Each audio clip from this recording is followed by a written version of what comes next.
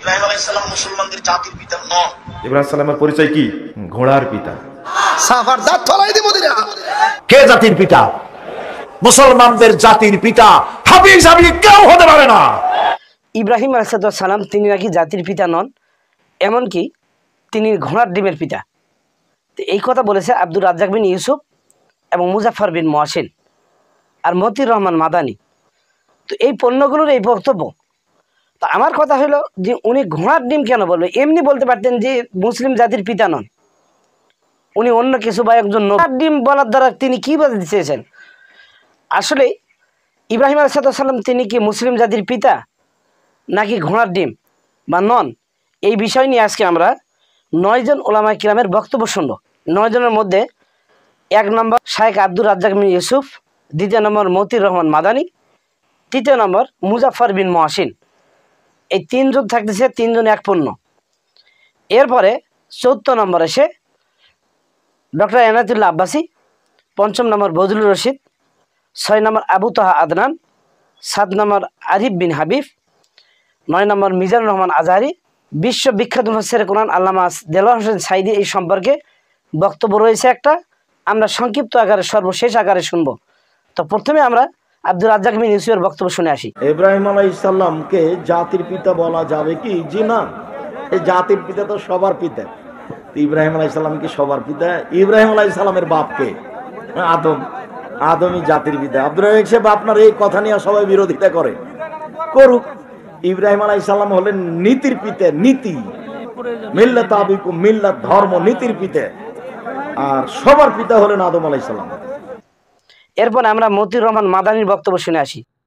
পিতা ওলামারা নবীদের পিতা বলেছেন, কিন্তু আমাদের দেশের আলেম সমাজ উঠে পড়ে লেগে আছে যে জাতির পিতা সাব্যস্ত করতে হবে ইব্রাহিম আলাইহিস সালামকে, যেটার আমি বিরোধিতা করাই কত জায়গায় যে আমারও প্রশ্ন।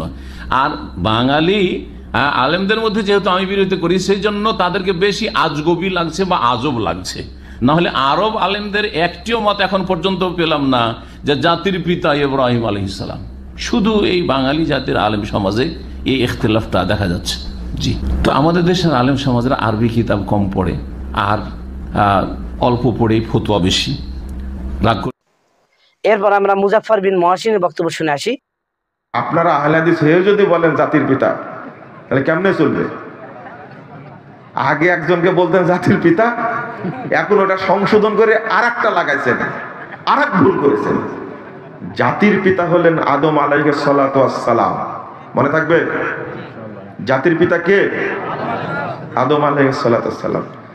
আপনি ইব্রাহিম আলাইহিস সালামকে জাতির পিতা বলে তার মানটাই নষ্ট করেছেন। তিনি হলেন আবুল আম্বিয়া, সমস্ত নবী রাসূলের বাপ। আপনি এরপর আমরা ডক্টর এনায়েতুল্লাহ আব্বাসীর বক্তব্য শুনে আসি। কয়দিন আগে শুনলাম কাজ্জাব বিন ইবলিস, কারণ এটা মুসলমান না। এইসব কাজ্জাব বিন ইবলিস আর নাস্তিক ব্লগারদের মধ্যে পার্থক্য কি? আমি তো পাই না। পার্থক্য শুধু লেবাসের। মুসলিম জাতির জনক হযরত ইব্রাহিম আলাইহিস সালামের অনেক কথাই কোরআন কারিমে বলেছেন। সুবহানাহু ওয়া তাআলা সূরাতুল বাকারাতে তার আখিরি নবী নূর নবীজি মুহাম্মদ সাল্লাল্লাহু আলাইহি সাল্লামকে হযরত ইব্রাহিমের ঘটনা স্মরণ করিয়ে বলেন, ওয়া ইযিবতালা ইব্রাহিম রাব্বুহু বিকালিমাত। মুহাম্মদ সাল্লাল্লাহু আলাইহি ওয়াসাল্লাম, আপনি স্মরণ করুন যখন ইব্রাহিমকে ইব্রাহিমের রব কিছু পরীক্ষা দিলেন। আল্লাহ তাআলা যখন হযরত ইব্রাহিমের পরীক্ষা নিলেন বিকালিমাত, কতগুলো বাক্য সমূহের বা কতগুলো বিষয়ে, ফাআতাম্মাহুন, হযরত ইব্রাহিম যথাযথ যোগ্যতায় আল্লাহর সাহায্যে আল্লাহ প্রদত্ত সবগুলো পরীক্ষায় উত্তীর্ণ হলেন। আল্লাহ পাক তাকে বললেন, ক্বালা ইন্নী জাইলুকা লিন-নাসি ইমামা, ইব্রাহিম আমি তোমাকে মানব জাতির জন্য ইমাম বানাবো। সুবহানাল্লাহ। তাৎক্ষণিক ইব্রাহিম আলাইহিস সালাম প্রশ্ন করলেন, অমিন যুররিয়াতি, আমার বংশধরের মধ্য থেকেও অন্যদেরকে কি ইমামাত নেতৃত্বের জন্য আপনি কবুল করবেন নাকি? আল্লাহ বলে দিলেন ক্বালা লা ইয়ানালু আহদুয যালিমিন, আমার পক্ষ থেকে ইমামত ও নেতৃত্বের এই সৌভাগ্য জালেমরা কখনো পাবে না। ইব্রাহিম আলাইহিস সালাম এমন একজন ব্যক্তি, মুসলমানগণ যাকে জাতির জনক হিসেবে বিশ্বাস করে, ইহুদিরাও তাকে শ্রদ্ধা করে, খ্রিস্টানরাও শ্রদ্ধা করে।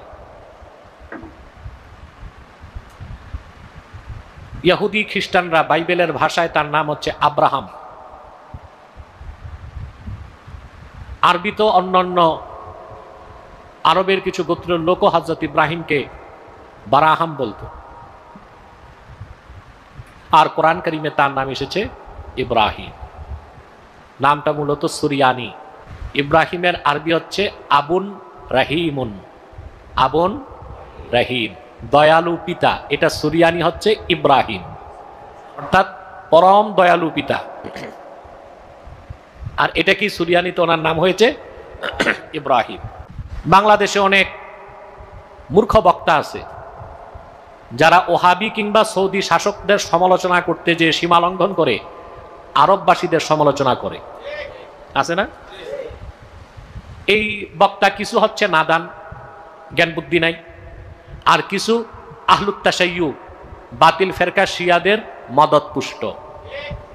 আপনি দেখবেন বাংলাদেশে যারা লেফটিস্ট, অ্যাথিস্ট, নাস্তিক, সংশয়বাদী, এরা কারণে অকারণে সবসময় আরবির বিরোধিতা করে। তা হযরত ইব্রাহিমকে আল্লাহ বলেছেন ইব্রাহিম, এর অর্থই দয়ালু পিতা।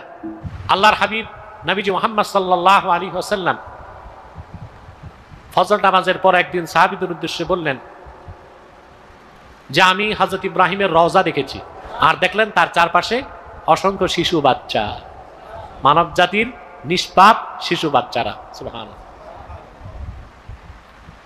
এই জন্য তার নাম আল্লাহ দিয়েছেন আবুন রাহিম, দয়ালু পিতা।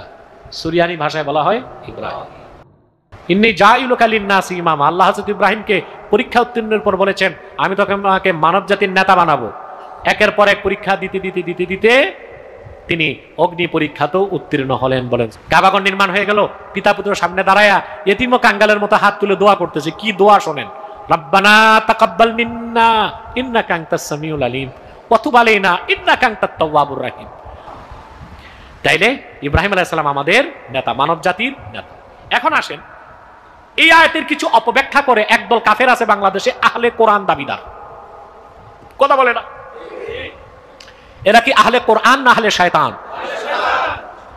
এদের নেতাটা আমার কাছে গত বছর এসেছিল, এখন 1 বছর হয় নাই, না হয়ে গেছে? হ্যাঁ, 1 বছর হয়ে গেছে। তারপর তো অবস্থা দেখছেন, নাকে খত দিয়া তওবা করে আমার এখান থেকে গেছে। এই আহলে কোরআন দাবিদাররা প্রচার করে থাকে যে আল্লাহর হাবিব মহানবী না, ইব্রাহিম মহানবী। এরপর আমরা মুফতি বজলুর রশিদের বক্তব্য শুনে আসি। আওয়ামী লীগ করেন না, বিএনপি করেন না, জাতীয় পার্টি করেন, আপনি পার্টির কথা বলতেছেন না, যারা মুসলমান। আমি তাদেরকে বলতেছি আমাদের জাতির পিতার নাম কি? আরো জোরে জোরসে বলেন।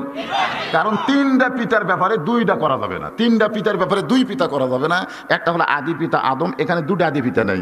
একটা হলো জাতির পিতা ইব্রাহিম, এখানে 2টা জাতির পিতা নেই। আর একটা হলো জন্ম দেওয়া বাপ, এখানে 2টা জন্ম দেওয়া বাপ নেই। কেউ যদি বলে আমার 2 বাপে জন্ম দিচ্ছে, বুঝবেন ওর জন্মে ভেজাল আছে। তো আমাদের জাতির পিতার নাম কি? না, যারা মুসলমান হবেন। আমি এই এরপরে আমরা আবু তাহা আদনানের বক্তব্য শুনে আসি। ইব্রাহিম আলাইহিস সালামকে কি বলা হয়? খলিলুল্লাহ, আল্লাহর খলিল। ওই নামটা কিন্তু এখনো এখানে আছে আর কি। এখানে হিজরত করা হয়। তারপরে এখানে থাকতে লাগলেন তার স্ত্রী সারা আলাইহিস সালাম। এক সময় ওই এলাকায় একটু দুর্ভিক্ষ দেখা দিল। তখন তারা মিশরের দিকে যাচ্ছিলেন খাবারের সন্ধানে। যাওয়ার সময় সেখানে একটা রাজা ছিল, রাজাটা লম্পট টাইপের, লম্পট চাষা। তো ইব্রাহিম আলাইহিস সালামের দোয়ার বরকত দেখেন, কি বরকত! ব্যাস আল্লাহ রাব্বুল আলামিন কবুল করলেন।